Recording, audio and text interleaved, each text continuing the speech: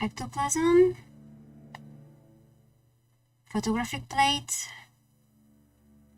power source from Silas. Okay.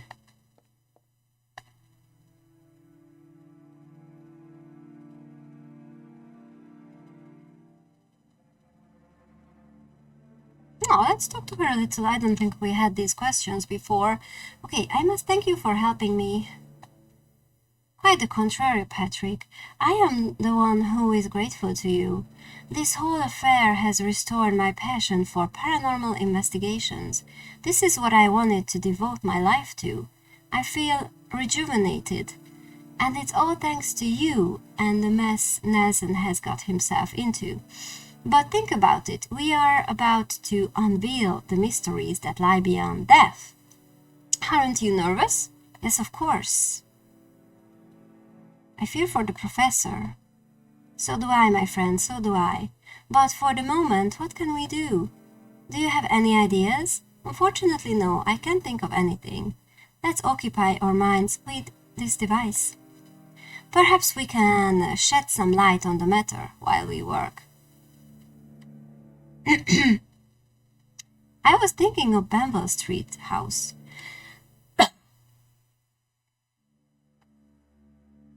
Yes, what about it? That is where we should investigate. But there are 3 men guarding it. It's impossible to access it unless we get rid of them. We will find a way to investigate there, don't worry. For the time being, let's focus on finishing the machine. Without it, there is no research. I will let you work.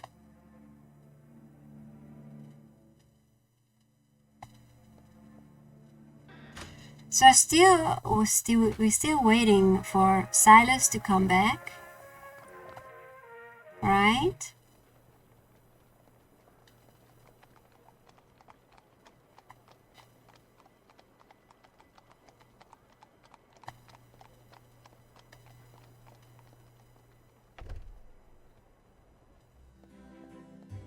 Can we talk to this guy again?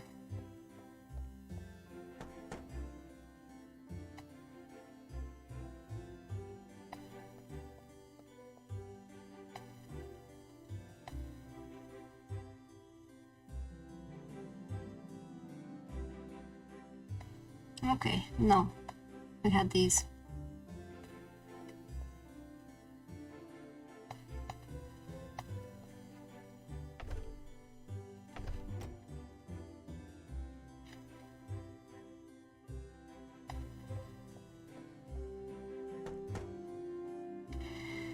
So maybe I have to do that bookshop thing.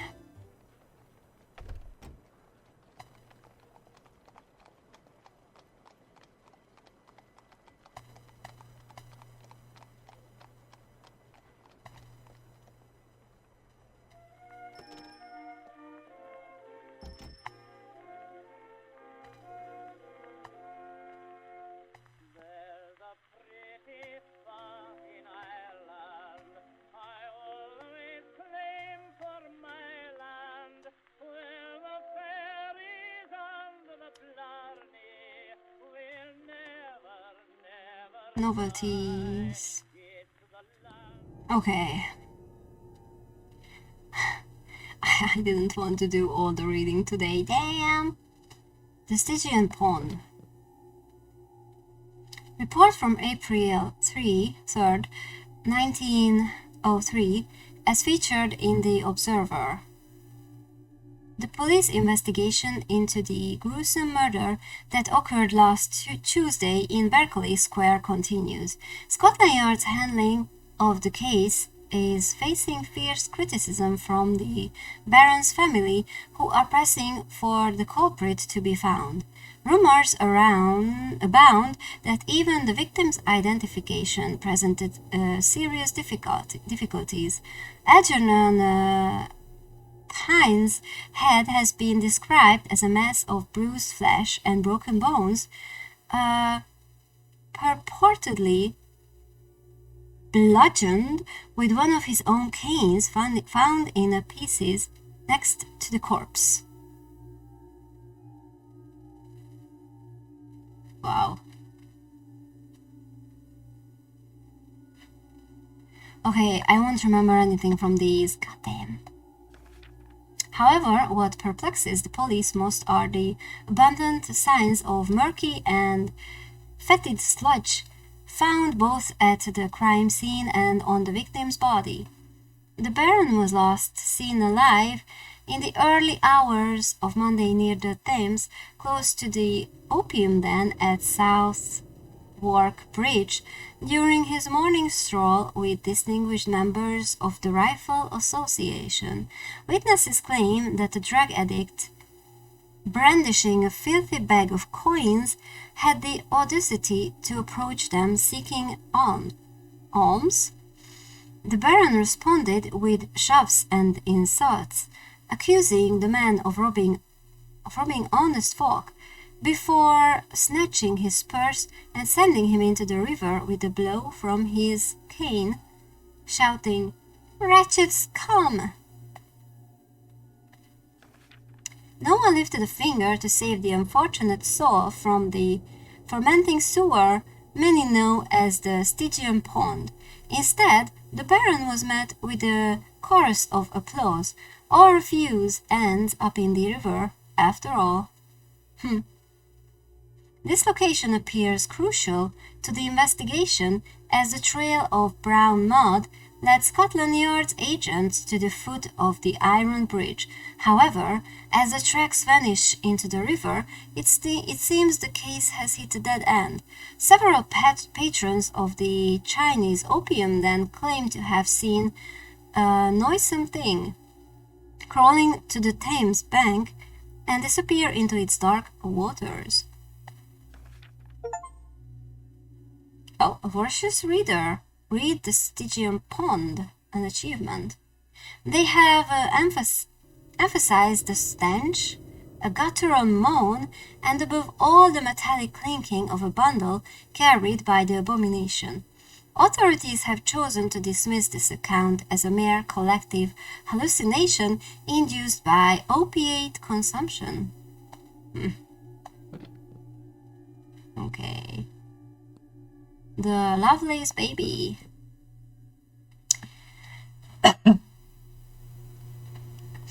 I know the stir continues over my sudden resignation upon showing up in a state at Ealing Police Station last weekend. I also know there are certain rumors swirling about what I saw at the Lovelace household. I'm penning these words under a potent painkiller I've self-prescribed, but I swear by God that the facts I'm about to relate are true and not in any way influenced by the drug coursing through my veins at this moment. I, Dr. Maximilian Price, state that the following is all I have to say on the matter of the Lovelaces. It will be the one and only statement I make or write on this subject. Upon seeing the aceterated bosom of the corpse on the table, I dared to presume, without the need for tumor markers, that what had killed Lady Frances Lovelace was Paget's disease. I would have issued the certificate on the spot, if not for a small detail that stayed my hand. Before delving into that, I must clarify that this was the second autopsy I had performed on a Lovelace in a month. The Lovelaces had a 9-month-old baby named Enoch. Lady Frances, of course, adamantly refused to nurse the child, claiming that was something for animals. It is understandable that a woman of her standing would recoil from breastfeeding, but unfortunately Lady Frances had no tolerance for wet nurses either. She became hysterical when anyone touched Enoch. I suppose it was desperation that led the old-fashioned Lady Frances to confer her troubles to science, but she resorted to a feeding to a feeding bottle, one of those nursing bottles that have become so fashionable.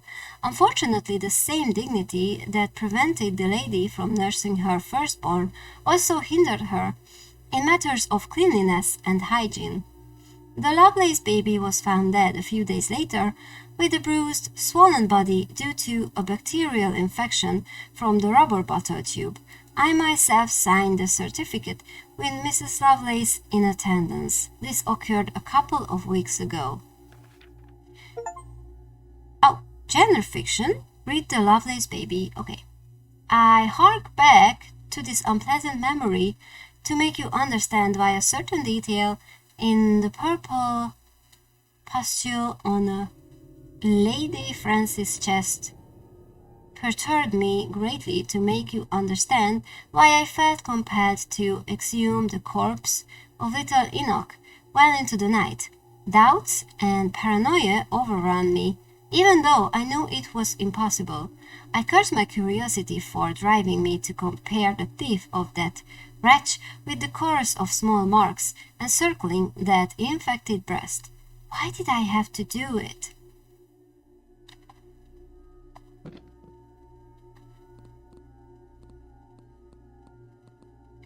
The soot stains.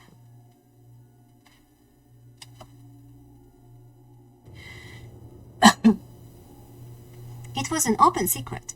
Arthur Black beat his wife. The Blacks were a working class couple living in one of Glasgow's dirtiest neighborhoods. They lacked access to clean water and lighting, and their combined wages barely covered their needs. Bessie found it hard to recognize her husband in the blackened figure that returned home at night. He seemed like a shadow of himself in every way. In addition to being tough labor, chimney sweeping paid poorly. Every coin that fell into Arthur's hands bounced off the pub bar, and when Jean couldn't ease his troubles, he tried his luck with his wife. He would always deny it, but the soot marks on Bessie's bruises had an undeniable confession. It was said that Bessie was a good mourner because she wanted her own pain at funerals. It was also rumored that she dressed in black not as a sign of dedication to her profession, but to conceal the stains on her clothes. Around the neighborhood, we speculated about what would finish off Arthur Black first: the alcohol in his liver or the soot in his lungs. What we all got right was the imminence of his death. To no one's surprise, Bessie shed not a single tear at his funeral. Widowhood seemed to promise a better life for Bessie, but nothing could be further from the truth. The night after Arthur's funeral, I approached her house, driven by the screams. I found her crouched in a corner, pointing at the wall with her trembling finger. She claimed her husband had returned, but all I could see were soot stains. The screams repeated night after night, but I became more concerned about the sudden silence. The bobbies found her unconscious on the bed. She had attempted suicide by strangling herself with her own hands, judging by the marks on her neck. Wow, okay. That's possession kind of stuff, right? Passionate for literature. Read The Soot Stains. Bessie was admitted to Claybury for her own good. The doctors restrained her to the bed by the legs and arms to prevent her from harming herself in a fit of hysteria, but it was futile. They couldn't explain the sooty trail of footprints in Bessie's cell the day they found her suffocated, tongue out, and even less the black marks that reappeared on her neck. Guys, I won't remember any of these stories. Ellingham House. I usually keep a file of newspaper clippings of events that catch my attention, but none can rival the strangeness of the enigmatic case of Ellingham House. Here's the clipping I preserved. The fire at Ellingham House, bordering Clevedon Bay, has prompted communal recollection of the mysterious death of its owner, Helen Ellingham, before the property was bequeathed to Helen's granddaughter and her husband. As later revealed, a thorough examination of Mrs. Ellingham's body revealed greenish marks on her gums and under her tongue, ruling out cholera as the cause of death, as had been incorrectly diagnosed. Weeks before her corpse was found in the armchair of the reading room where she had her literary gatherings, the elderly woman had stopped receiving visitors due to a rare indisposition shared by the usual attendees. Testimonies confirm that Mrs. Ellingham had become obsessed with her new floral tapestries in skilly green, the shade once popularized by the sweet Carl Wilhelm, which is currently facing the valuation in the market due to a controversy over the toxicity of its arsenical components. Oh, I've read about this, that green color that was like really poisonous, and it was so fashionable, that color, but they used this arson which was really poisonous to get that color. So yeah, that was really dangerous, but they didn't know. But after a while they were like, oh wait, this shit is killing people. Maybe we shouldn't. She boasted about the luster of her walls. One of her acquaintances stated. As if that were not sufficient, she varnished the paper with lead to achieve more vibrant green tones, ignoring our advice. She accused us of envy. With lead, okay. It is presumed that the dampness of the jetty decomposed the arsenic in the upholstery, causing vomiting and diarrhea among guests, and Mrs. Ellingham's death due to prolonged exposure. The police investigation will determine whether the fire was deliberate or the result of the tapestry's flammability, but regardless of the result, it puts an end to the Ellingham couple's well-aired domestic crisis. Extraordinary tales. Read Ellingham House. That cursed armchair. I scrubbed and scrubbed, but the green stain wouldn't budge. It lingered there, glowing in the darkness every night, changing positions. Elizabeth Ellingham declared just before her husband dragged her away from journalists, citing post-traumatic stress. Okay.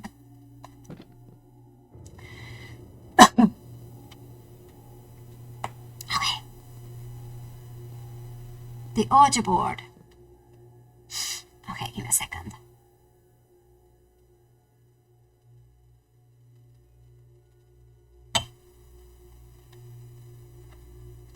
Okay. We could have been 3 bored old ladies at another doll tea gathering. Heaven forbid, Lillian had invited Margaret to her garden as a gesture of apology after mocking her amethyst necklace. Margaret has always been a bit resentful, so at Lillian's request I agreed to accompany them both to help smooth things over. I brought scones and sandwiches, and Margaret brought imported green tea from Benares. I was about to kick off the evening with the latest gossip when our hostess surprised us with one of those alphabet boards to communicate with spirits. She had pilfered it from Charles's cabinet, who was involved in the Golden Dawn. Quiet? Audacious? That Lillian. What a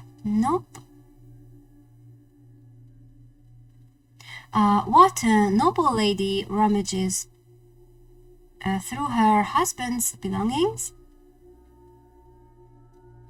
What noble lady rummages through her husband's belongings? Oh well, since she couldn't find the planchette, she tipped a teacup onto the wood and placed a finger on it. She had seen that little act 1,000 times in Charles's sessions. Lillian urged the ghosts to manifest themselves. We went along with the joke as she began to slide the cup back and forth, but after a while I noticed something odd was happening. The cup hopped over the letters, repeating 3 words incessantly: danger, cup, death. Lillian jerked her finger off the cup like a spring. Her skin looked pale, even under the rouge. Margaret poured her some tea to calm her down. I had a bad feeling, but couldn't shape it until it was too late. Lillian started foaming at the mouth, her eyes glazed over, and her head slumped onto her chest. Margaret laughed like a devil. She didn't resist. When the police took her away, they would find belladonna in the tea or some other poison. It was only a matter of time. If I hadn't been so skeptical, I might have suspected that the Oche was referring to Margaret's teacup, not the one Lillian was using as a planchette. Selected works. Read the Ouija board. Before they urged me to leave the crime scene, curiosity led me to place my finger on the board's cup and ask a simple question. Who are you? When the cup started moving and the letter spelled out a name, I knew I should have bitten my tongue. Lillian. This time it was me who burst into laughter. That was definitely impossible. I mean, how could someone communicate with themselves from beyond to try to avert their own death? Oh, that's such a cool story. Awesome. This is kind of like you know what reminds me this of I'm sure these are probably existing stories, but you know that those movies, the Insidious movies, I didn't watch all of them, but I watched 3 of them already, and some elements from this remind me of those movies. If you saw them, you probably know which parts. Okay, that was the last story. Nice. And I managed to read all of them without choking. Okay, let me have some more tea. Hopefully not poisonous tea. Which reminds me, I should watch Crimson Peak again. Let's test my knowledge of horror literature. So not ready.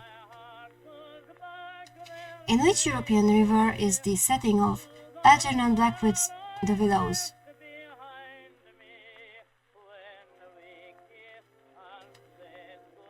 It was the Thames, right? Incorrect. Oh, what was it then? What does the raven say to the protagonist in Edgar Allan Poe's poem for the same name? Oh.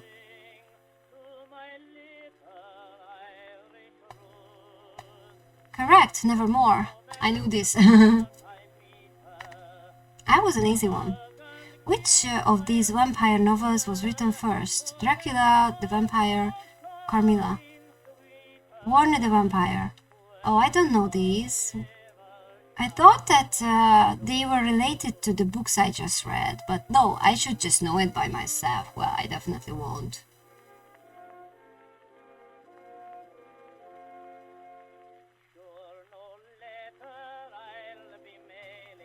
I don't have knowledge of this.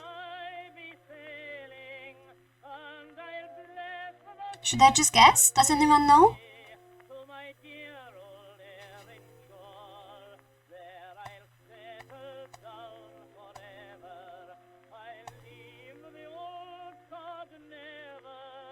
Who is called Frankenstein? The creature or its creator? The creator. What what can be seen in the picture in Mr. James's story, the mezzotint?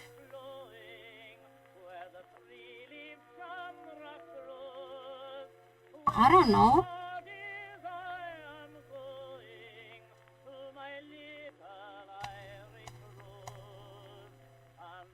What material is the golem made of in Gustav Meyrink's novel?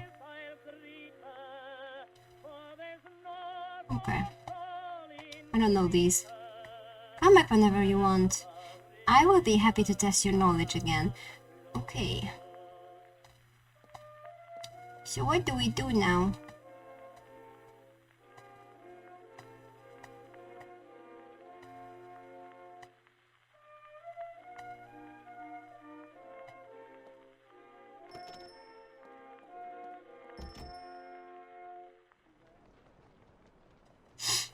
Alrighty, give me some hints. Oh, that dude look. Haha.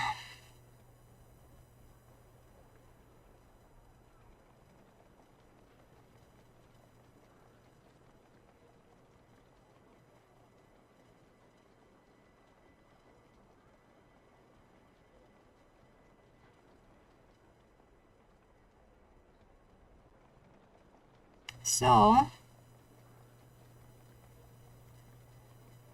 interesting, because in the hints I have the photographic plate, which we got, the raising 1,000 pounds, we got that, and the ectoplasm, and no hint about the power source.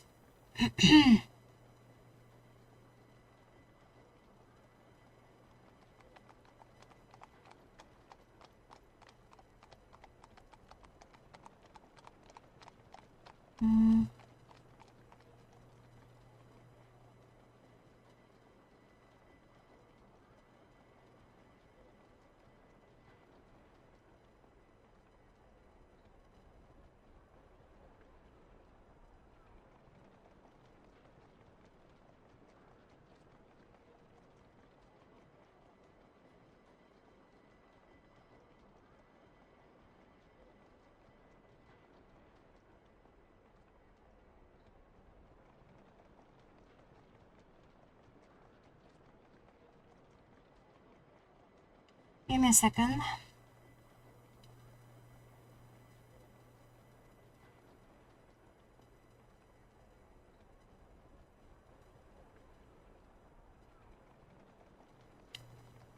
So I'm gonna just, it's this guide is very interesting because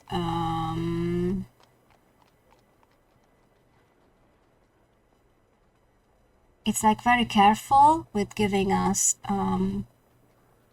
spoilers, so you have to like click through things. Okay, good luck raising the money. Okay, how am I supposed to do that? Yes.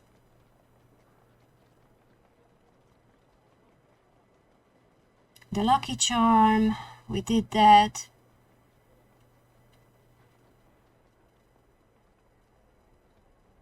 Yes.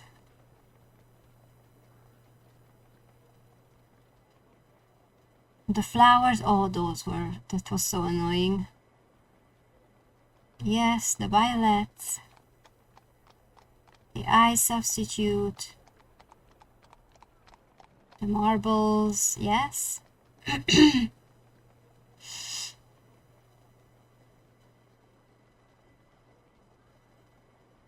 Yes.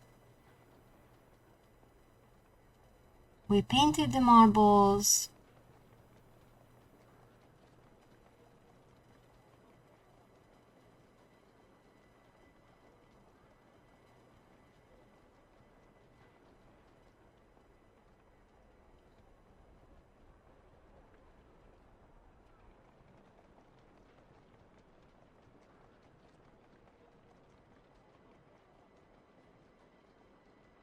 Yes, we did the rotten eggs.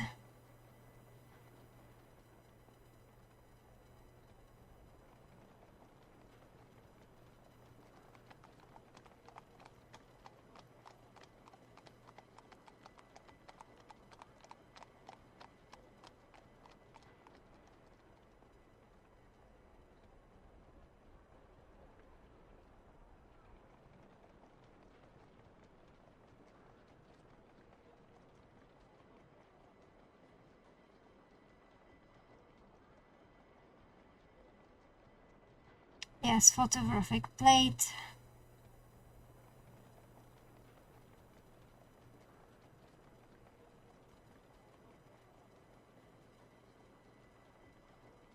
Yes, the ectoplasm with Florence.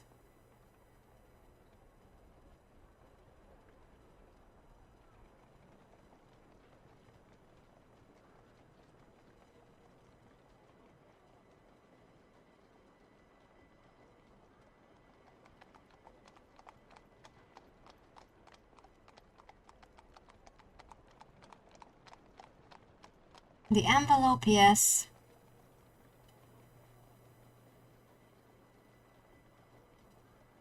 Yes, the business card.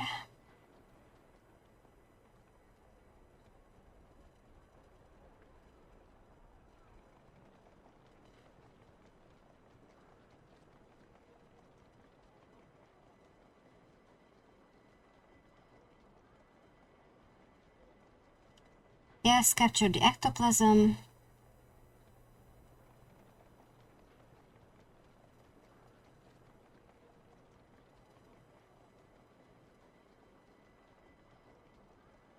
Oh, I do have to give the ectoplasm and the plate to Beatrice. Oh. So I have to give the stuff to Beatrice, and after that, you need to return to Silas's office and hope he's returned. Okay, fine. It's the fucking order again. Ah, okay.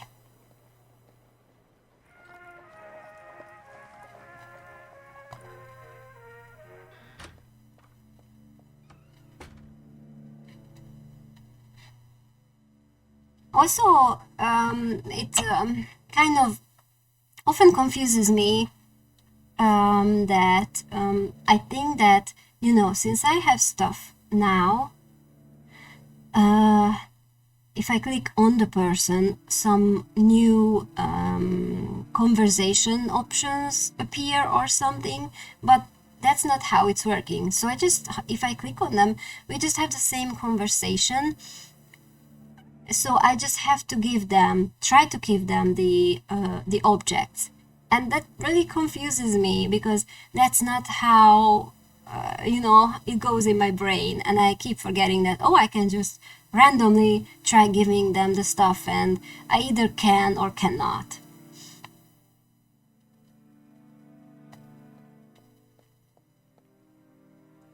I managed to speak with Florence Cook.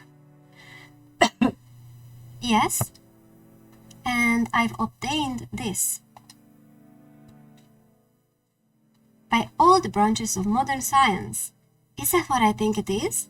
A sample of ectoplasm, indeed. I can't believe it. Florence Cook was not a fraud. Oh, Patrick, do you realize what this means?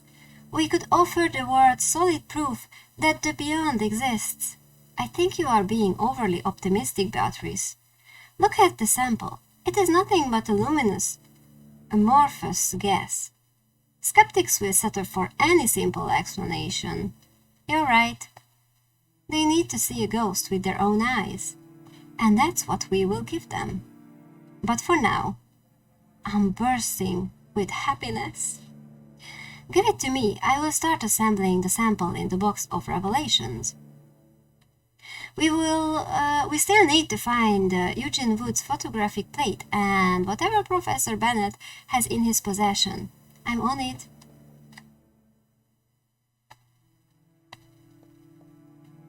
I should let Beatrice work. She knows what? I have Eugene Wood's photographic plate. Wonderful. Why was it so special to Nelson? It photographs ghosts. That's simple. Have you been able to prove it? Yes, I have an album with photographs by Eugene Wood taken with several plates from the same series. The one I got was the last one. If we discard the frauds and take the ghost photographs as authentic, they all have something in common. They are products of chance. Indeed. Spectres have always been captured to the photographer's surprise. A family photo with a floating face, for example. The figure of a lady in a window when photographing a building. Do you remember Campbell's photograph?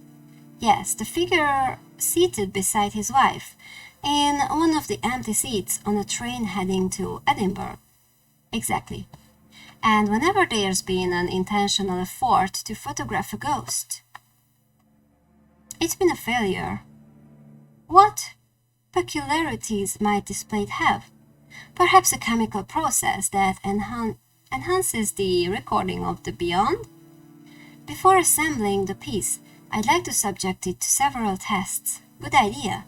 If we can figure out the unique qualities of the plate, we could enhance its effects in the Box of Revelations. You have read my mind, Patrick. Here you go.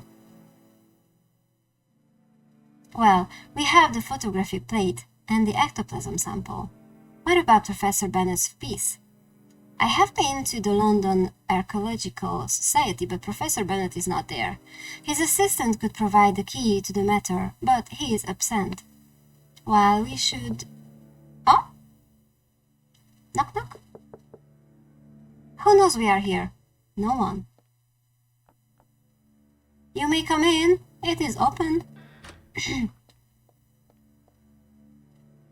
Oh, good afternoon. My name is Arthur Conan Doyle. Excuse me? You must be Professor Moore. Conan Doyle? The writer? I'm afraid so. Wait, wasn't he in the shop window? I'm a great admirer of yours. An admirer of me? Or of Sherlock Holmes? Should we suspend the search? I found the YouTube episode more interesting than the detective investigation. I prefer your macabre tales like The Parasite or Lot Number 249.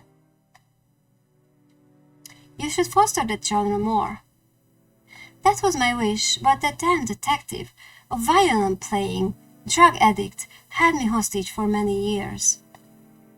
I've had such an overdose of Sherlock Holmes that I feel the same way about him as I do about the foie gras pâté I overate some time ago. Just hearing his name is enough to make me feel queasy. I hate to interrupt this book club, gentlemen, but what the hell are you doing here, Mr. Doyle? The reason for my visit is that I saw a light from the street, and I hope to find Professor Nelson Ward here. Do you know him?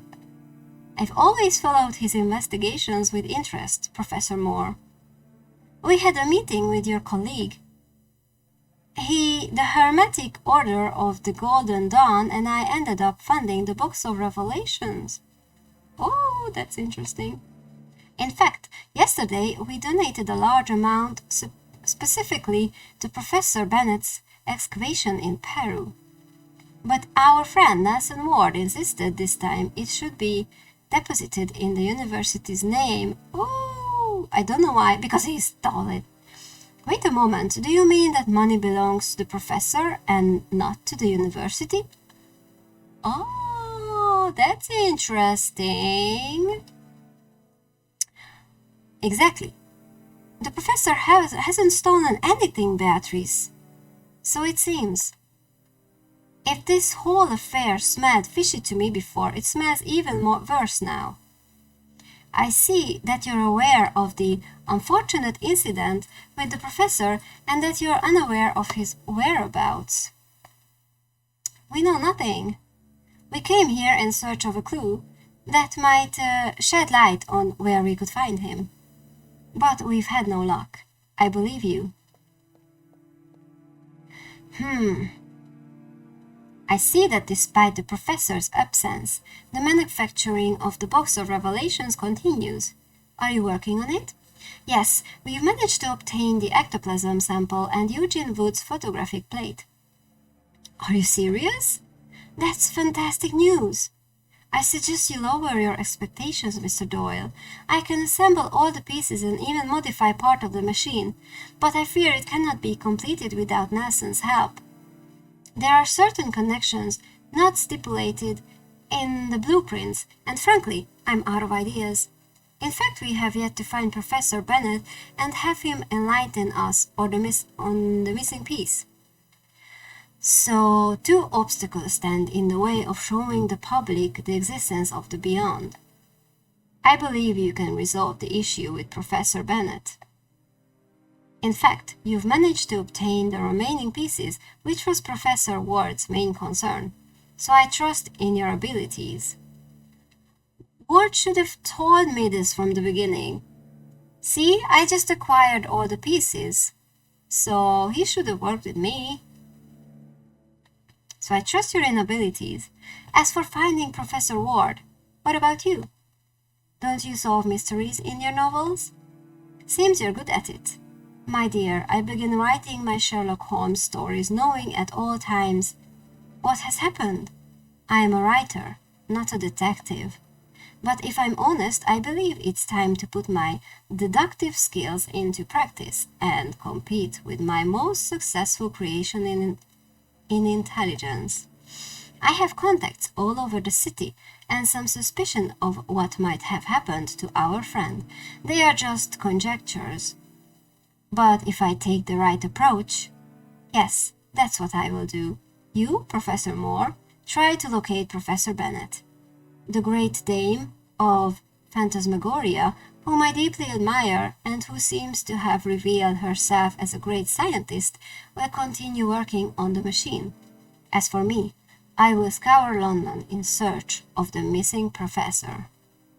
Is that all right with you? Jesus Christ. Thankfully, they are blocked or restricted, but since I started the stream, 3 fucking spam bots wrote to me. That's crazy.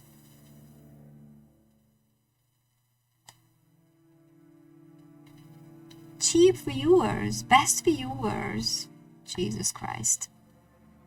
I hope they go away, but I'm glad they are blocked automatically, so I don't have to deal with that. Okay. Thank you for your help, Mr. Doyle. You can call me Arthur. We are a team now. We are not quite there yet. Let's settle for something in between. How about Sir Arthur? Well, if you wish. I'll get going. I hope to bring good news. Bye! Tell me something, Sir Arthur. What interest does the Golden Dawn have in the Box of Revelations?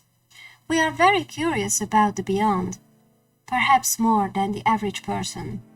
Although our desire was not to share that information if the machine bore fruit. Knowledge is power, isn't it? You are correct, Miss Shaw, but Professor Ward insists on it. He wants to share the results with the world. There's a dispute about this in the Order. Interesting. But as far as I'm concerned, I am with Professor Ward. You chose well. I returned to the London Archaeological Society to see if this Oscar Koenig has returned. Good luck to both of you. See you shortly.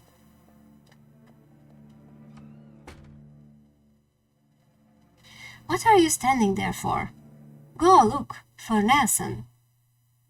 You are quite a character. I like it. Okay.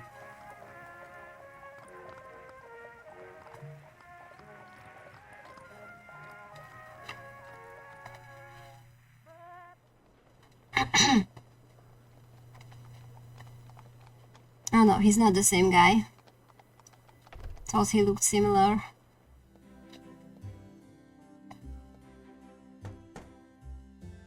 Oscar Koenig! Please come in, the door is open. Finally. Mr. Koenig? Ooh, he's so cool. Look at those boots. Yes? My name is Patrick Moore, and... Professor Moore? You are Professor Ward's colleague. I have been eager to meet you. May I ask you some questions? Of course. Where can I find Professor Bennet? Did Professor Ward come to see you? I'm afraid he's out of London. Did Professor Ward come to see you? Yes, we had a conversation with him a couple of days ago. The discussion was so fruitful that he became our benefactor. What do you mean by benefactor? He will finance our excavation in Peru. Okay, so, and Bennett's out of London? Do you know when he will return? He should have been back by now. I am so concerned about his absence that I was about to set out to look for him. According to my colleague's notes, Professor Bennet is involved with a excuse for not being very precise in my description, but it seems to be a precious stone, a jewel? The Scarlet Stone, yes. As colleagues, didn't he inform you about it? There are too many things he didn't inform me about, so I hope you can enlighten me. A week ago, after thorough research, we published an article where we announced that we had located the whereabouts of the Scarlet Stone. We omitted the details, of course. We didn't want that area swarming with treasure hunters, benefiting from our discovery. Professor Ward read that article and came to propose an arrangement with us. What arrangement?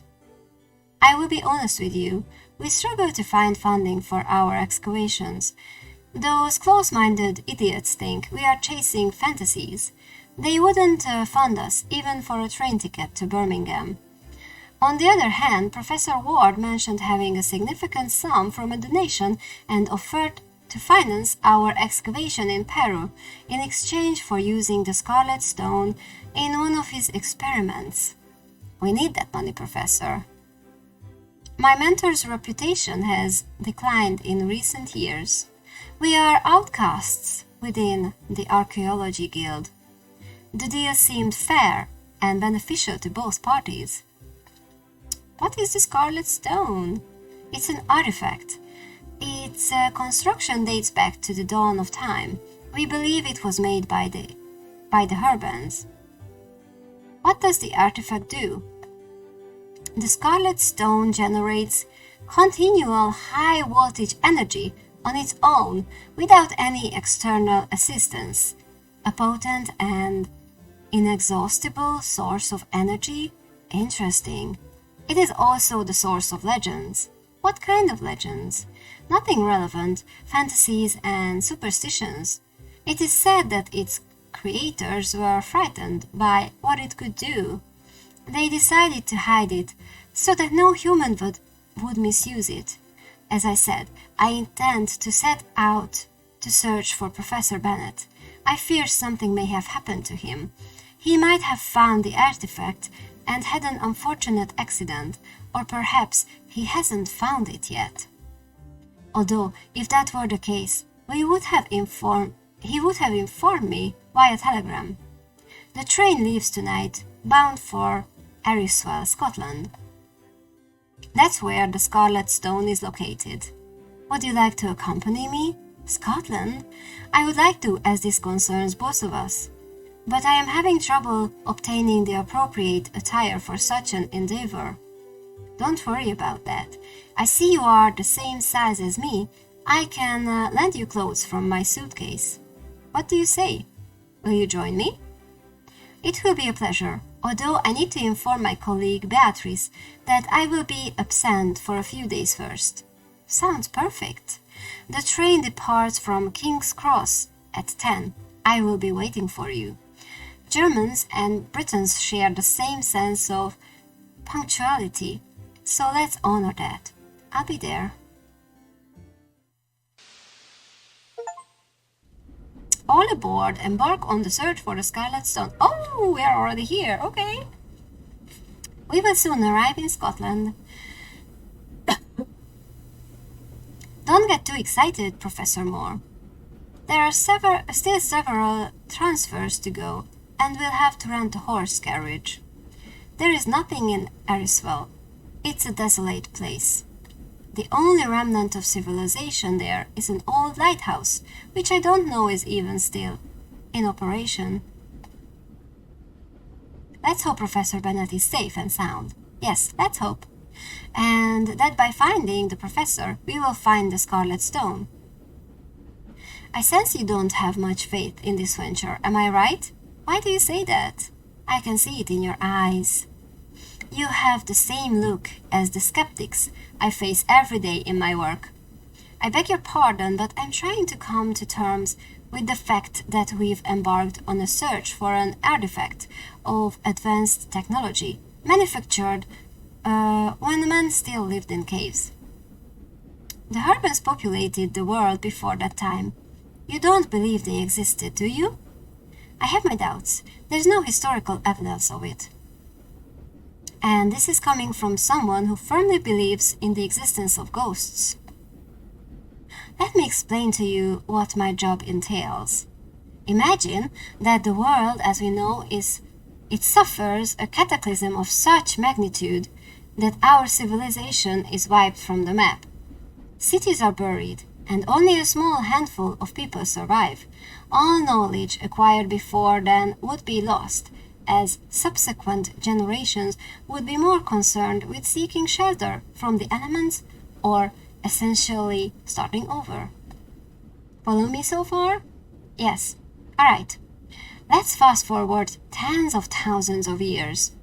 Humanity has managed to recover from that cataclysm, and the world has been repopulated, giving rise to new civilizations. Some wonder about their ancestors. Who are they? How did they live? So they began to establish archaeological sites, and based on what they find in these excavations, they conclude that humans emerged after that cataclysm we discussed earlier. There is nothing further back because they haven't found any archaeological remains suggesting otherwise. A logical thought, but not entirely accurate. However, not all knowledge was lost in that cataclysm. Thanks to oral tradition, fragments of that era survived and were reflected in scrolls or books. Several of them talk about, let's say, an artifact called the Voice of the Dead. Several archaeologists decide to search for it. It's impossible for that to exist, say the most conservative ones. It's a fantasy. The only things we've found are sticks and stones, say the most skeptical ones. Have you dug deeper or explored certain uncharted latitude? Asks a rebellious archaeologist. The response from the close-minded group would be indifference or rejection, so that archaeologist starts digging on his own. And what does he find? A gramophone. A damn gramophone with a poor Johnny record. An object out of its time. An artifact that is impossible for humans whose greatest technological achievements was a spear to hunt animals and feed themselves. Yet, for the civilization that perished in that cataclysm, it was just an entertainment device that could be manufactured anywhere in the world. Well, that's what the Scarlet Stone is. It's not a magical stone or a fantasy. Perhaps, for the Hurbans, it was equivalent of a car engine to us. I understand what you're saying. By the way, you mentioned that its creators were frightened by what it could do. Yes, that is documented in Mauer Nostri? Mauer's Nostri? I don't know. By Celso de Rodas. Celso de Rode. I'm sorry. And in Tempus Cod Numquam Foot. I'm so sorry. By Eudemo. Would you like my opinion? Sure, go ahead. Let's say one of our armies creates a projectile capable of wiping out an entire regiment. Oh my god, it talks so much. They decide to use it in a war, but this projectile is so powerful that it destroys the entire city. And if my faith in humanity coincides with that of the military, they would be frightened by what that artifact was capable of, and they would agree never to use it again. That could be what the Scarlet Stone represents. A source of energy that the Herbans couldn't control. This has been a very interesting conversation, Mr. Koenig. This wasn't much of a conversation. That was a rather one-sided conversation, most likely just like an explanation of some sort. Call me Oscar. But today has been a very hectic day, and my body can't take any more. Do you mind if I take a nap? Oh, don't worry about me. Rest if this rattling English sheep train allows it. Thank you very much. Good night, Oscar. Gute Nacht, Professor Moore.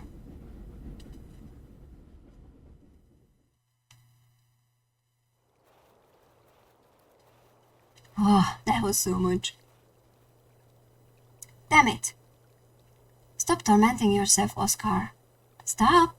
All my gear was in those trunks. Those incompetent station workers were just supposed to take our luggage to the hotel in Edinburgh. Maps, tools, clothes, flashlights, all lost.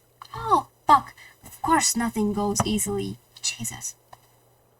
I know, but there is nothing we can do now. Maybe we can find something around here that will help us. Look around you. This is a desolate wasteland.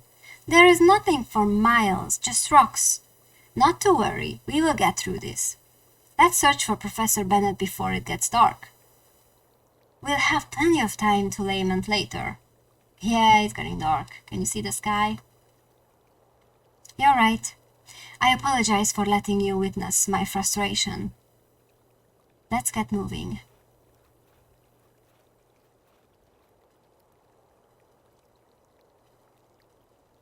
Brook. The water must be freezing.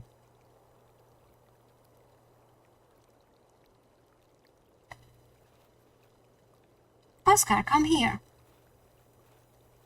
Have you noticed those glints? They are not signals, if that's what you're thinking. Look, the glints are very irregular. Maybe it's a small stream catching the last rays of the sun. You sure about that? That's my belief.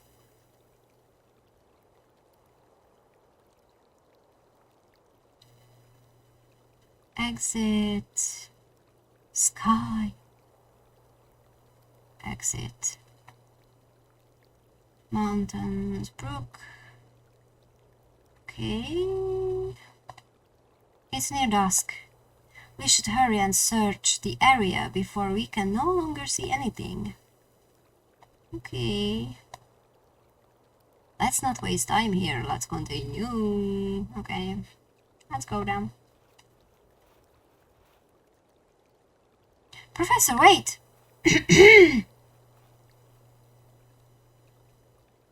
I want you to have this. One copy of the topographic map of the area was lost with the trunks. I borrowed this piece of map from the inn where we stayed, okay? I'll mark the places where Professor Bennett might be. Alright, let's use this area as our starting point. Nearby is a cromlech. Where is it? Oh yes, around here. It is an ancient druid stone circle where, according to our research, the Scarlet Stone was venerated. It is said the artifact we seek lies buried at its center. If the professor dug there, he has probably achieved his goal. And if we see no signs of excavation, it would mean he never made it to Erisfall. Exactly. There is a lighthouse a few kilometers downstream. On our way here, we saw that it's still operational. That means there's a lookout. He might have seen Professor Bennett wandering around the area. We should talk to him. Ready to go? Let's go!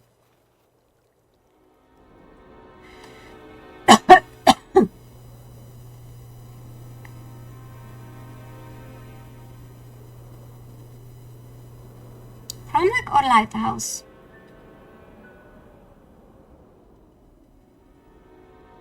Let's go in order.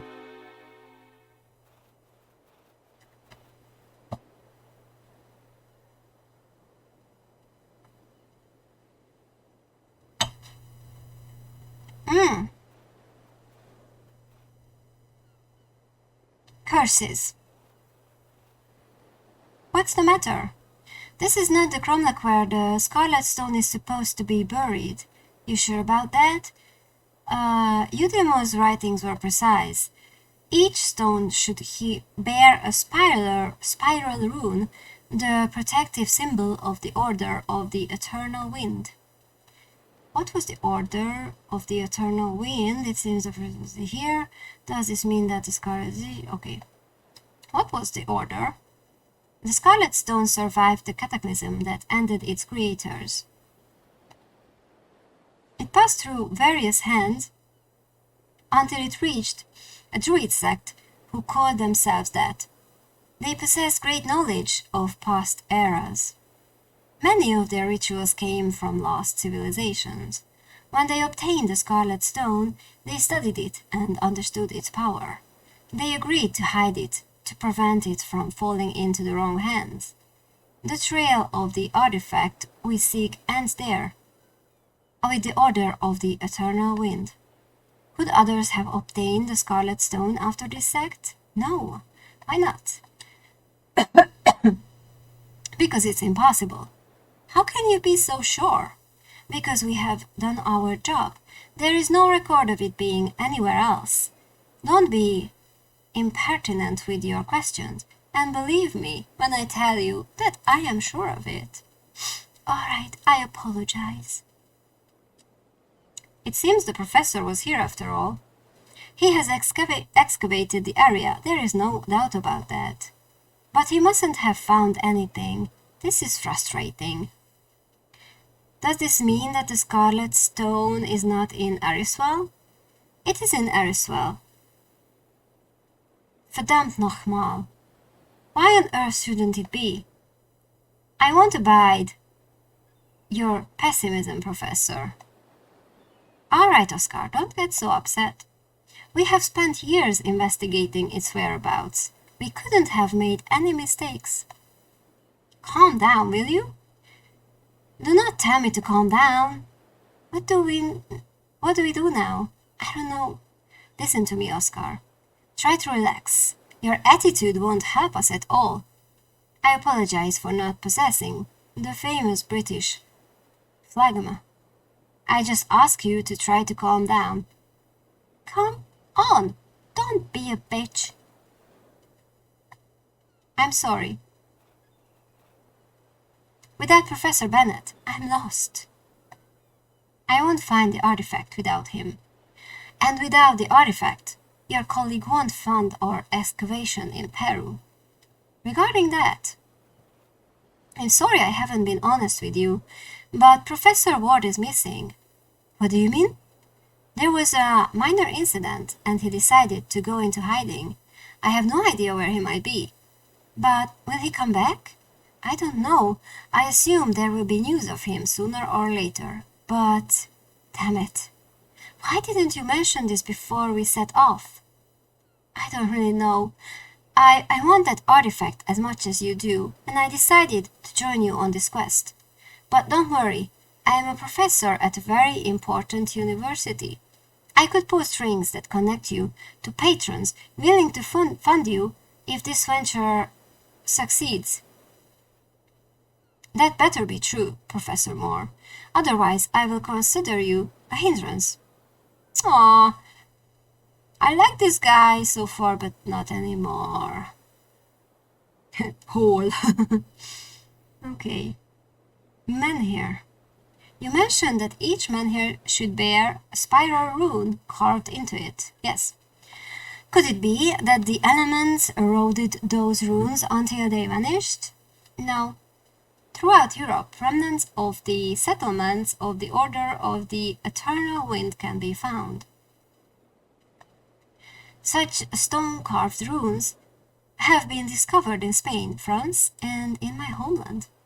Several of them much older than this cromlech. So in response to your query, no, it is impossible for the elements to have completely erased those runes. Fool. I understand the frustration of my colleague upon finding nothing here. Maybe we could dig deeper, perhaps. Didn't you hear what I said before? This is not the cromlech we are looking for. Other hole? And here? This is just the same? Probably the same. I have nothing yet. Other hole? There's nothing here. I don't see anything inside the hole. I see something sticking out of the ground.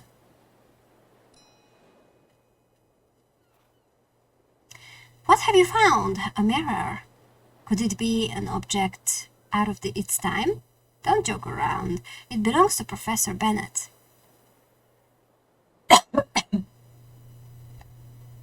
Why would an archaeologist need a mirror? It reflects sunlight to shine directly into the hole being excavated. In addition, an additional light source alongside the lamps and lanterns. Okay, so we could check out the other menhirs. You mentioned that each... okay.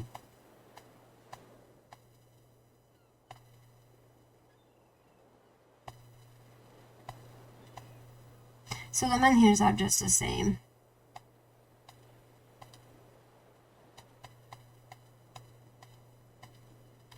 Okay.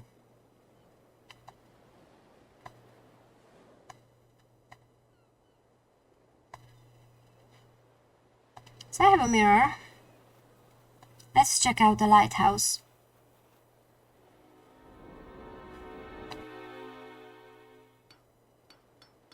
Oh, we have someone here. What the devil? Get out of here. From the lighthouse? From Erisfell. Nice.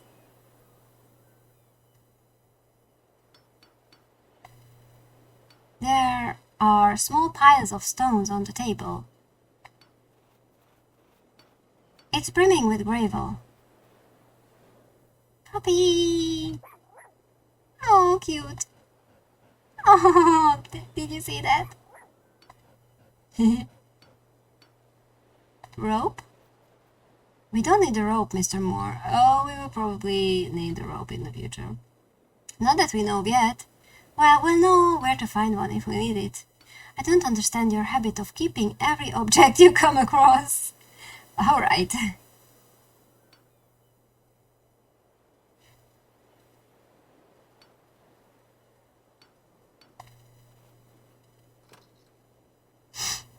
Hey! You are not authorized to enter the lighthouse.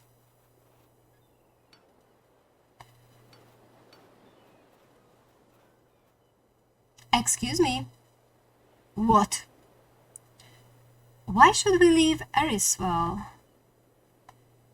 This place is Nefarie. Damn it, I shouldn't even be here myself. And why don't you leave this place? These coasts are treacherous. They have claimed the lives of hundreds of sailors. That was before they built the lighthouse, and someone has to take care of it. Although, you won't see me venturing into those moors, no sir. Erisfell is full of dangers, did you know? I wasn't going for an accent, don't even. I wouldn't even try these accents.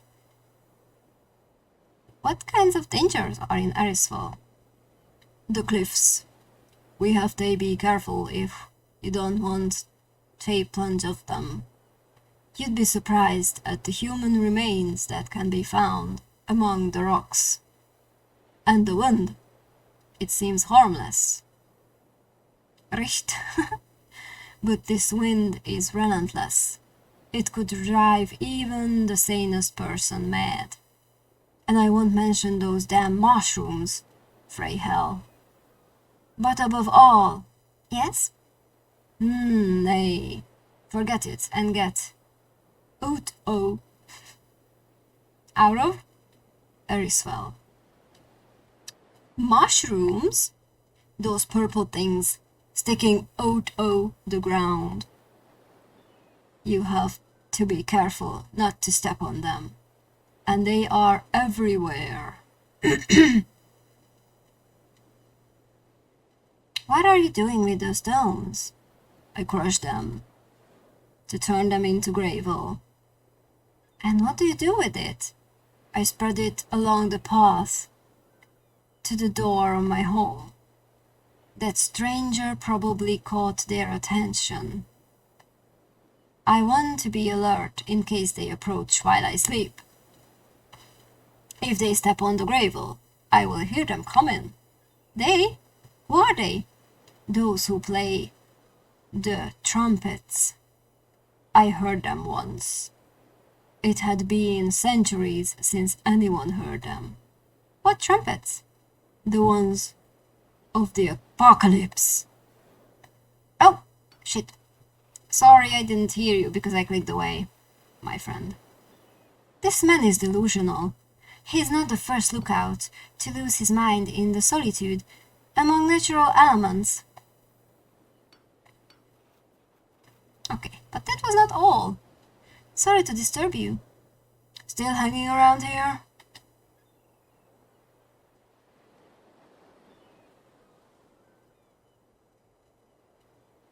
Okay, can you tell me about them?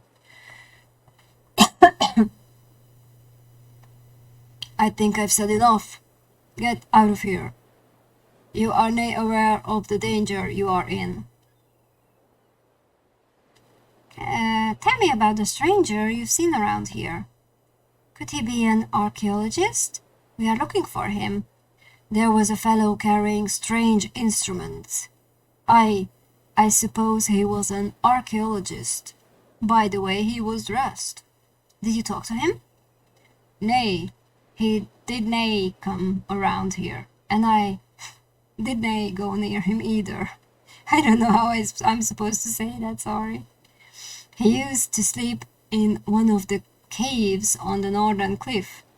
He lit a fire in it at night, and that catches the eye. Maybe that's why the trumpet sounded for the first time in years. Where is that cave? Headed north. There are cliffs. The cave is on a ledge. Okay, no location. What is the dog's name? Dog? You mean that's grown a rat? It doesn't have a name. Oh, that's so mean. How do you call it then? With a whistle. That poor doggy doesn't even have a name. Oh, so sad. Feel free to name the dog then, guys, if you wanna. We could name him. Or her. I don't know. Looks like a quiet dog. Too quiet. It's as if it came out of a taxidermist's warehouse. And on top of that, it's a coward. It gets scared of its own reflection in the water. And when that happens, you have to calm it down, so it doesn't have a heart attack. So cute. Some companion. Can we enter the lighthouse? From above, we would have a full view of the terrain. You are not authorized to enter the lighthouse. Only I am.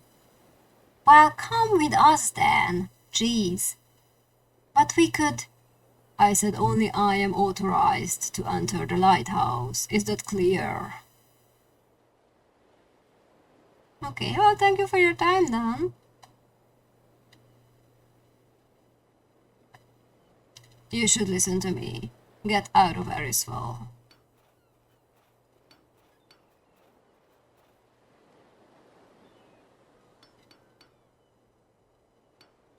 So, I think we checked everything here. Oscar? Any ideas? Let me think. No, not at all. So helpful. Okay, let's leave. We have a new location. The cave. This is a dangerous place. Wait here.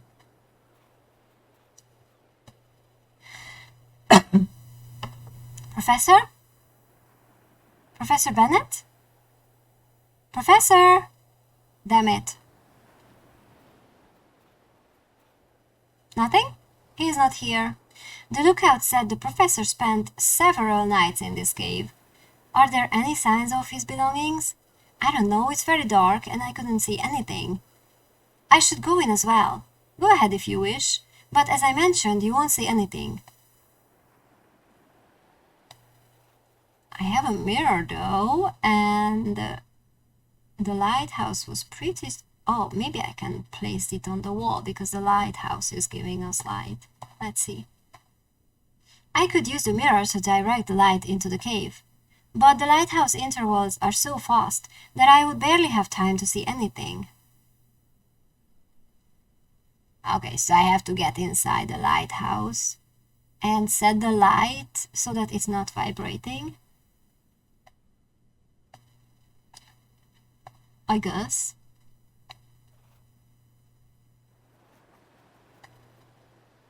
Mushrooms. Be cautious with that mushroom. It's an Amanita involutus. If crushed, it will release spores that could render you unconscious for quite a while. I'll be careful. Okay. I hope Professor Bennett didn't have an accident on this cliff. I beg your pardon? No, nothing? Lighthouse. I can see the lighthouse to the south. Okay. Let's go down. Exit.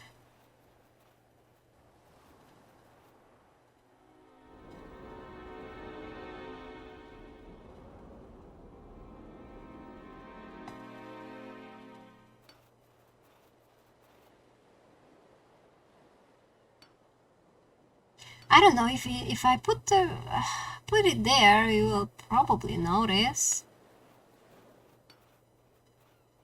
Keep that away from me!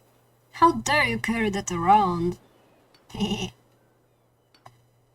So how am I supposed to do this?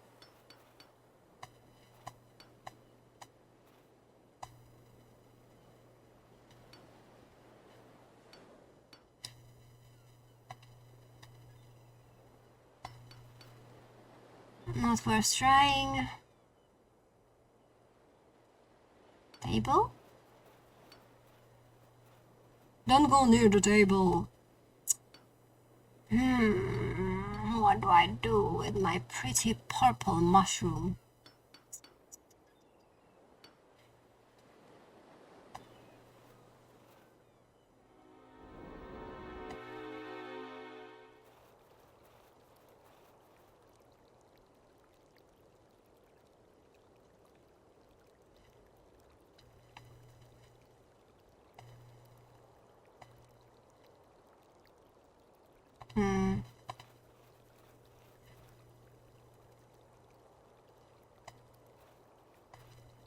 Oh, so we're going back that way. Okay, good to know.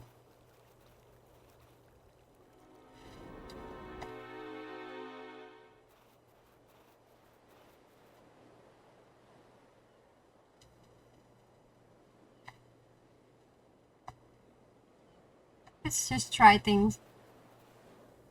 I won't throw that into the hole. No good. Keep it. It might be useful. What am I supposed to do? Yeah.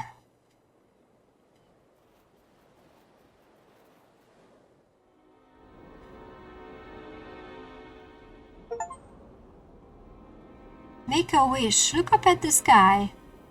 Okay, but why am I having this now? I looked up at the sky like ages ago when we arrived. Weird. Okay. Magic mushroom. Nothing. Oops, that's whatever.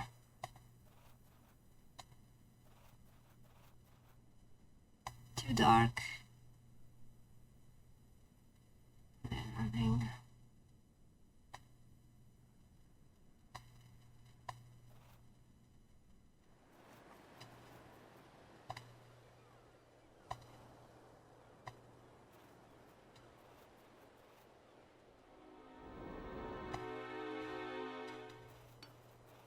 I don't wanna give the mushroom to the dog. It makes no sense too. Yeah.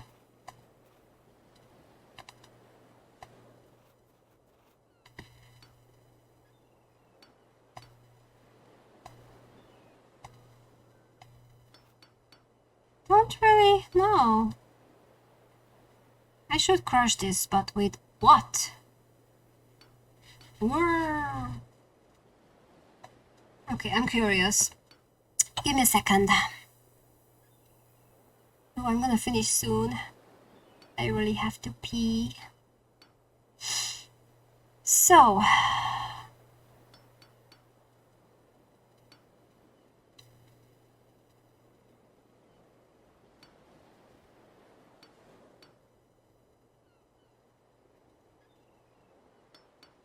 let me see at my guide.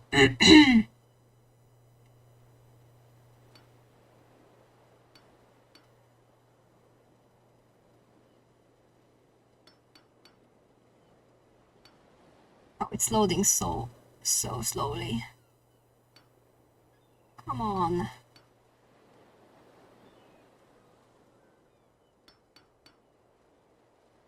Erisvel.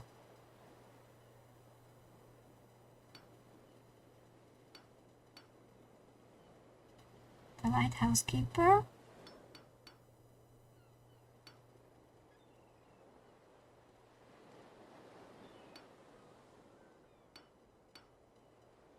Yes, the cave.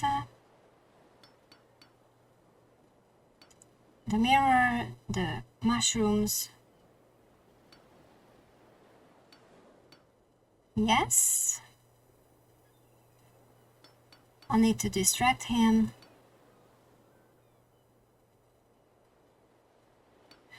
What's the dog afraid? Oh my god, what's the dog afraid of? The dog is afraid of his reflection, right? Do you want to see yourself in the mirror, doggy? Don't scare the doggy. Aww.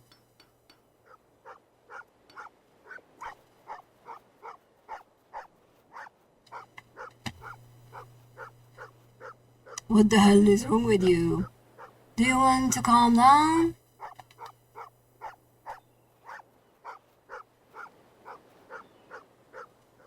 Have you calmed down? That's the way I like it. A cursed moth. Bam. What the? Are you alright? Yes, not really, just a bit. I think I need to sit down. Okay. And still poisoning people. Alright. Have a nice rest. Photograph. This must be his wife, or his daughter. I recognize the coast of Erisvel in this old photograph. There is a diary on the table. It doesn't reveal more than we've already gleaned from the lighthouse keeper, although there are several notes regarding them. However, it doesn't specify who they are. Mysterious. Wooden box. Empty. I can't even steal from him. Window. A spectacular view of the North Sea, stretching to the coast of Denmark. Okay. It seems this lever controls the direction of the lighthouse's beam.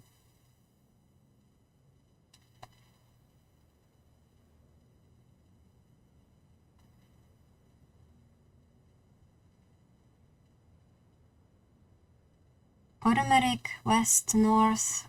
Oh my god.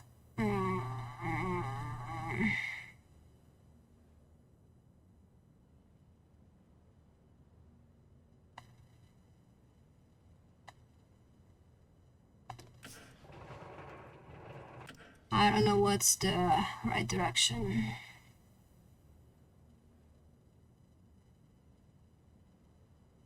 But didn't they say that the lighthouse is to the south? Don't know.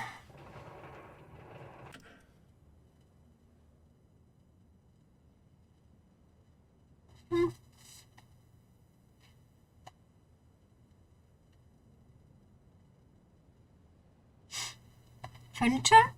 Several bottles, kitchen utensils, and a couple of maritime novels by Joseph Conrad. Okay, nothing else here, I guess.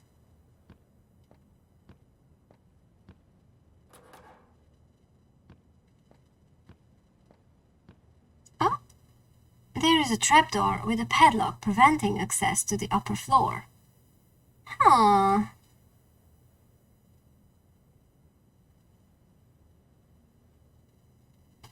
But we didn't find anything else here, so let's leave for now and let's see if the direction was right or not.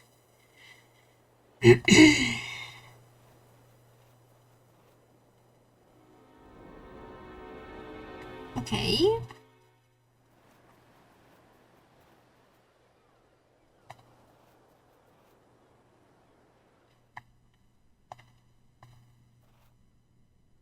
Oscar?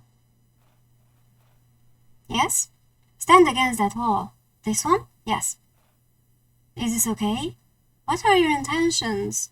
Hold this mirror. Ah, I see what you have in mind. Raise it slightly and aim it towards the interior of the cave. Ah, first try! Yes! I did remember well. Nice! Thank you! The lookout was right. There are remnants of a fire here. What else do you see? A bag. Alright, check it. It might contain his diary. That will help us track his movements. Did you find it? There was only a telescope. Nothing else? No, just that. Can I lower the mirror? My arms are starting to get tired. Dude! Work out a little, exercise. That was like a few seconds. Of course, there's nothing more to see here.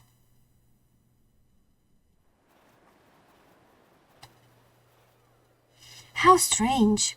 It's as if the earth swallowed him up. Oh, fuck. I'm running out of ideas, Professor Moore. Okay.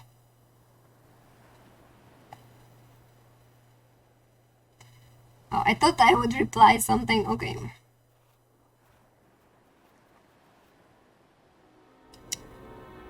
Well, I wanna check the guy. Maybe he has the key to the padlock. I'm not very proud of what I've done. Although he's just sleeping, I'll borrow the mallet. For what?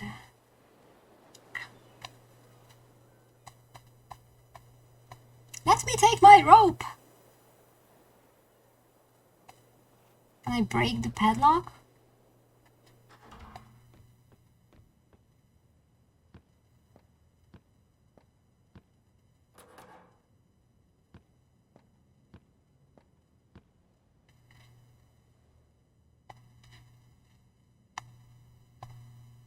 I can't do that. Oh, come on! What can I smash? Where would be the key for this?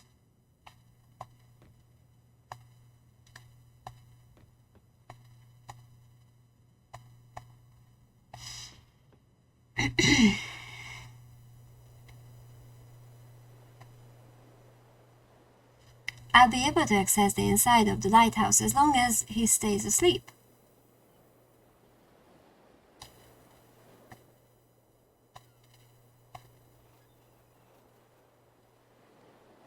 Okay.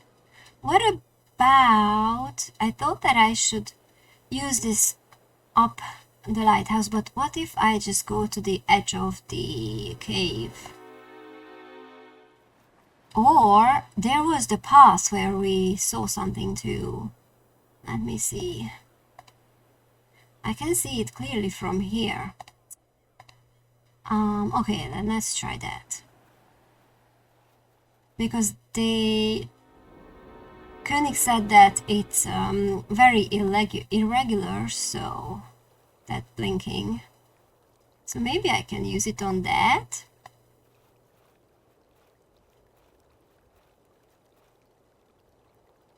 Uh-oh. What do you see? Oh, it's a tent. A camp with a single tent. Could it be Professor Bennett's? Let me see. No, this not his tent. Though I can affirm this is the typical camp of an archaeologist. Well, let's go there. Shall we investigate that camp?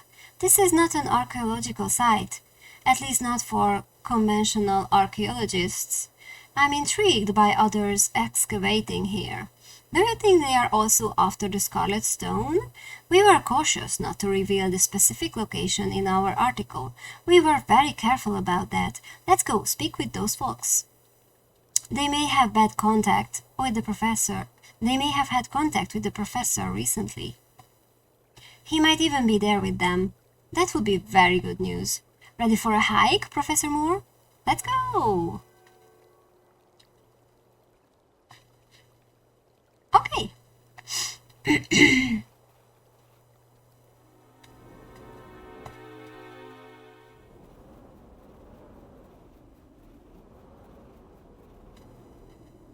Oh, is it another mirror?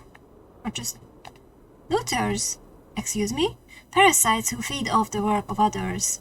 They probably followed Professor Bennett's movements and stole the Scarlet Stone. If that's the case, where is the professor? Where are they? They might be getting rid of him right now, what? I beg your pardon, but aren't you being a bit paranoid? You don't know this profession. These looters are ruthless.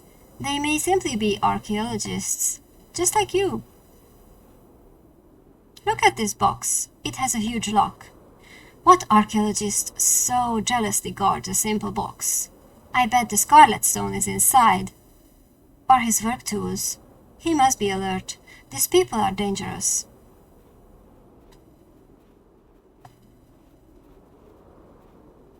So what do we have? Fire remnants. It's still smoldering. They can't be far. Table? There are a couple of books on Scottish sites. There's also an old lamp that would have been useful to light up the cave. Okay, tent. I only see a sleeping bag. There's just one. If I were you, I wouldn't trust it. They usually don't work alone. Mirror? This is the source of the glints I saw from afar. Okay, tent. Ironman's box. A thick chain and the lock prevent the box from being opened. I have a feeling about this. The Scarlet Stone is in there. I don't understand why you believe that. I recall you saying no one knows the artifact's location. You were careful not to give any clues in the article you wrote, right? Indeed. I don't know how it could have happened, but these looters know. I broke it? That's it. Break that lock. Hey! Oh fuck.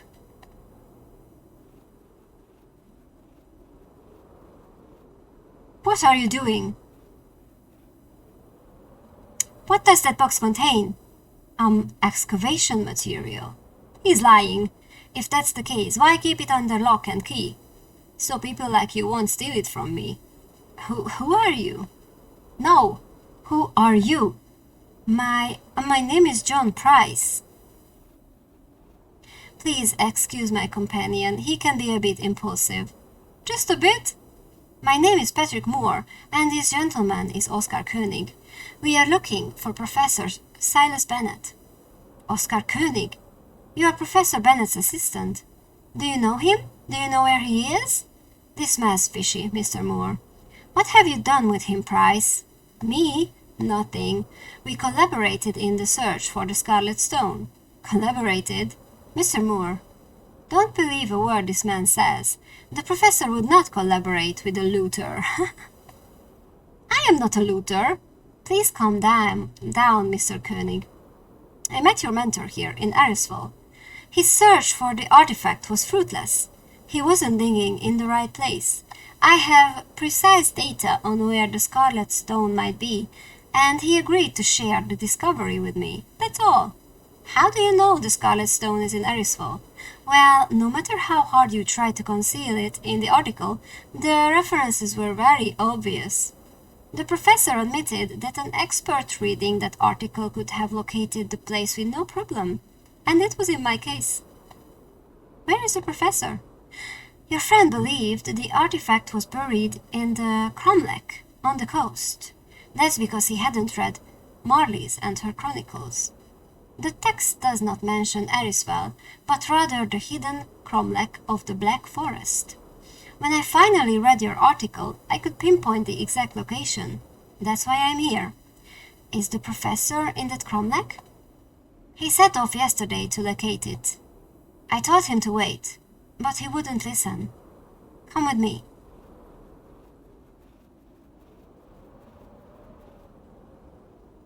See that mountain? On its slope lies what Marlies called the Black Forest. When the Order of the Eternal Wind was persecuted by the Presbyterian Church, they decided to hide in that place. They erased all traces of themselves, hence the coastal cromlech doesn't show their characteristic runes. According to the chronicles, they erected a new cromlech to hide the artifact and dedicate their lives to its protection. The professor and I decided to locate that cromlech, but the Black Forest is a labyrinthine place, and these days there's a lot of fog there. I told him to wait a few days until it cleared, but he ignored me. Did he go there alone? Yes, yesterday. He hasn't returned since. I fear something may have happened to him. And you haven't gone to look for him? That's my intention, but as I mentioned, the fog condensation in that place is high. I would practically be going blind, just like Professor Bennett is. I think we should go look for him. What do you think, Oscar? Haven't you been listening? Unless the fog clears, your search will be in vain. Why not wait until tomorrow? The fog is slowly dissipating. Perhaps after tonight, the weather will be more suitable to search for the professor. We cannot wait that long. He's been lost there for a day, probably disoriented and showing signs of hypothermia. I don't know what else to say to dissuade you from venturing into the forest. Do as you wish. I'll stay here. I may have to rescue you tomorrow as well. And be very careful. Yesterday afternoon I heard... The trumpets? I don't know how to explain this. You'll think I'm crazy. What did you hear? It happened a few hours after the professor ventured into the forest. I could say it was a sound produced by the elements, you know, the wind. But no, my workplace is nature.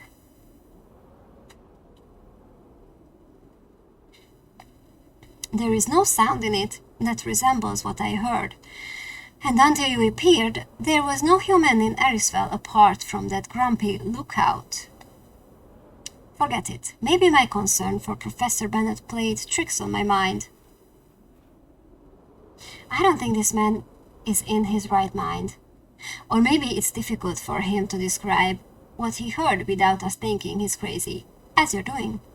Do you trust this man? He hasn't given us any reason not to. He has been cooperative. His account is solid, and he seems concerned about our friend, the professor. Don't be so naive, Mr. Moore.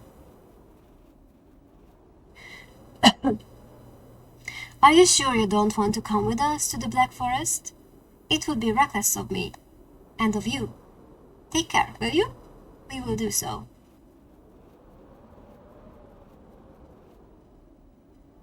Okay.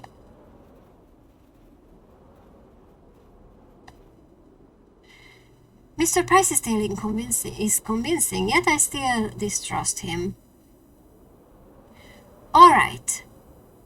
So I think this is a good place to stop for today.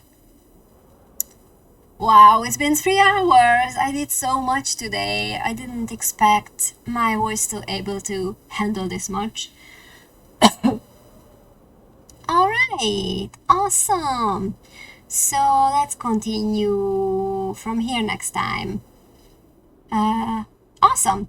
I probably won't be available next Wednesday. So maybe I will have to delay the next part again. But I might try streaming something tomorrow if I have the energy. We will see. I want to stream a bit more to play some spooky games since it's October already. So I'm thinking about playing something. Well, for tomorrow, if I can stream, I was thinking of something that's a bit Lovecraftian, but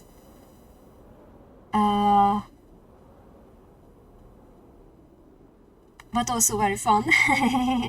So yeah, so cheer for me, and hopefully see you tomorrow. If I can see you tomorrow, then I will see you on my usual Friday art stream next. And I will try to prepare with something fall or Halloween themed for art too. Alright, let's see.